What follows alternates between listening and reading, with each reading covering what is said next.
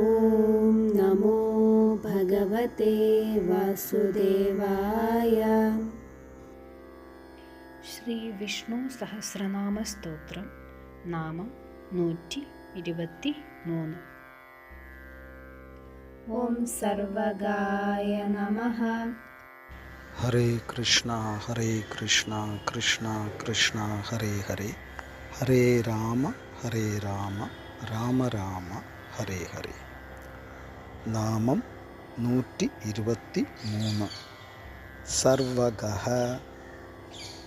എല്ലായിടത്തും എല്ലാറ്റിലും വ്യാപിച്ചിരിക്കുന്നവൻ എന്ന അർത്ഥത്തിലാണ് ഭഗവാനെ സർവഗഃ എന്ന് സ്തുതിക്കുന്നത്. എല്ലാ പ്രപഞ്ചങ്ങളിലുമുള്ള ചരവും അചരവും ജഡവും ജീവിയുമായ എല്ലാറ്റിനും കാരണം വിഷ്ണു ഭഗവാനാണ്. എല്ലാറ്റിനെയും അതാക്കി തീർക്കുന്ന ഭഗവാൻ എല്ലാറ്റിനെയും ആവരണം ചെയ്ത് എല്ലാറ്റിനെയും അതിക്രമിച്ച് സ്ഥിതി ചെയ്യുന്നു. ശ്രീമദ് ഭഗവത്ഗീതയിലെ 7-ാം അധ്യായത്തിൽ ഭഗവാൻ പറയുന്നു, അല്ലയോ അർജുന, എന്നിൽ നിന്ന് വേറെ ആയി ഒന്നും തന്നെയില്ല. നൂലിൽ രത്നങ്ങൾ എന്ന പോലെ എല്ലാം എന്നിൽ കോർക്കപ്പെട്ടിരിക്കുന്നു.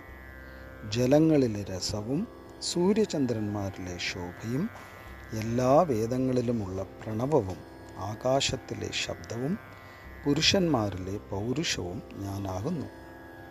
ഭൂമിയിലെ പുണ്യഗന്ധവും അഗ്നിയിലെ പ്രകാശവും ഞാനാകുന്നു. എല്ലാ പ്രാണികളുടെയും ജീവനവും തപസ്വികളിലെ തപസ്സും ഞാനാകുന്നു.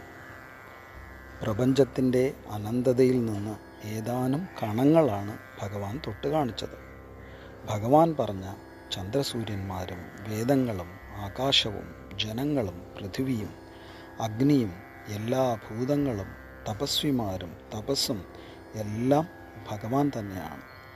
എല്ലാമായി രൂപം പൂണ്ട ഭഗവാൻ എല്ലാറ്റിലും വ്യാപ്തനാകുകയാലാണ് അദ്ദേഹത്തെ സർവഗഃ എന്ന് സ്തുതിക്കുന്നത്. ഹരേ കൃഷ്ണ.